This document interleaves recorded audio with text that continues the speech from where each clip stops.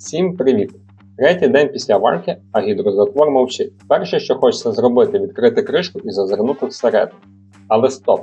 Це найгірше, що ви можете зробити прямо зараз. Це ризик інфекцій та окислення пива. В цьому відео я покажу, як діагностувати проблему і що зробити, щоб безпечно відновити процес бродіння.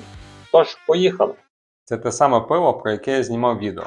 Одна варка, 4 смаки, ідеальний відбір. Хто його дивився, той знає, що там було ряд проблем, відповідно, які могли привести до зупинки бродіння. А якщо ви його ще не дивились, то обов'язково подивіться. А зараз переходимо до діагностики. Будемо починати з найпростішого, це перевіримо справність нашого гідрозатвору. Це найпростіша проблема, яка може бути. Якщо у нас з гідрозатвором, тоді все супер, проблем немає. Чому так стається? Якщо гідрозатвор забитий, вуглекислий газ просто буде виходити десь з боку щілини. У мене вже з даним ферментером така проблема була, тому надіємося, що проблема саме в цьому. Виймаємо акуратно. Перевіряємо, дивимося, чи він не забитий. Ні, він ідеально чистий, з ним немає жодних проблем. Тому будемо переходити до наступної частини дегустації. Ой. Зараз будемо перевіряти щільність нашого пива. Оскільки, якщо ферментація активна, то щільність має знизитись.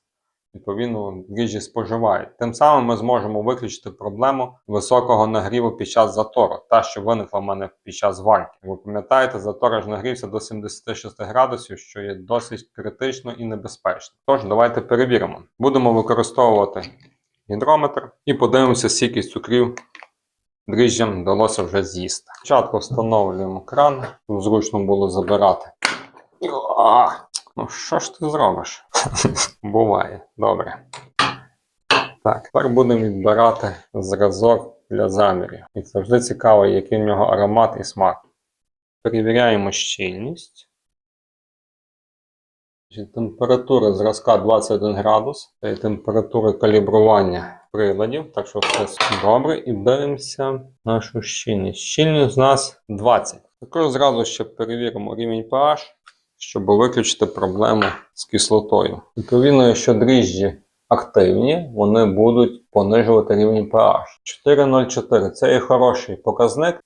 Тепер переходимо до другого ферментора, з яким в мене якраз виникла підозра. Зараз будемо відбирати зразок пива з нього і перевіряти його щільність, а також рівень pH. Зробили ми заміри. Про що вони говорять? Перше, щільність. Щільність у нас 0,20. При початковій 0,51. Це означає, що дріжджі активно споживають цукор і, в принципі, бродіння відбувається. Цим самим ми виключаємо проблему того, що ми не відібрали достатню кількість цукру через те, що температура у нас була за високою. Другий показник – це є кислотність, тобто pH. Він в межах норми. Тобто, знову ж таки, при початковому 5,6 він у нас зараз складає 4. Це означає, що, знову ж таки, дріжджі активно зброджують наше пиво. Але що ж робити, якби в нас, до прикладу, було за висока щільність? Тобто ми подивилися, що початкова щільність була 0,51, а зараз стала 0,50 чи 0,45. Це б означало те, що дійсно в пиві недостатньо зброджуваних цукрів. І щоб виправити ситуацію, ми могли би додати трішки збродженого цукру в пиво, щоб наші дріжджі мали що їсти.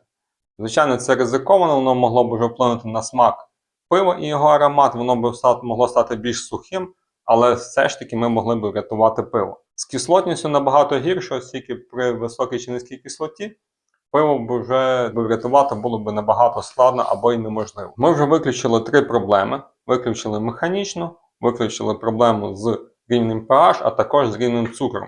І це є позитивно. Єдина проблема, чому могла зупинитися наше бродіння, це є зниження температури. Після завершення варки я залишив пиво на бродіння в котельні, де в мене середня температура 5-6 градусів. Я використовую електричні тени для підігріву, зовнішні такі для підігріву ферментерів, щоб тримати температуру, яка мені потрібна для ферментації.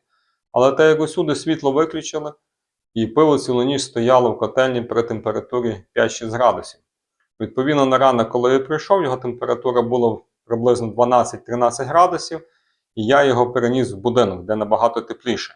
Після того пройшло вже 2 дні, але активна фаза так і не виявилася бродіння.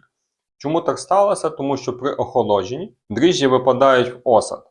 і більше не є активними, хоча менша частина все ж таки залишається. Як виправити дану ситуацію? Просто збовтати пиво у ферментері для того, щоб дріжджі знизу легенько піднялися догори.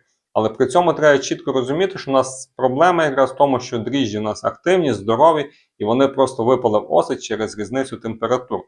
Але перед тим, як починати перемішувати ферментер і його струшувати, щоб підняти дріжджі, треба переконатися, що наші дріжджі здорові. Як це дізнатися? По кольору дріжджі. Якщо ми подивимося, то верхня частина вона світла, біла. Це якраз є наші дріжджі, які випали в осад через температуру. Внизу вже йде звичайний осад, білки, хміль і все решта. Тому як бачимо, що наші дріжджі здорові, в принципі нічого їм не хібує, тому будемо легенько перетрушувати ферментер. Отож, давайте підсумуємо. Тобто проблем з пивом критичних ми не виявили.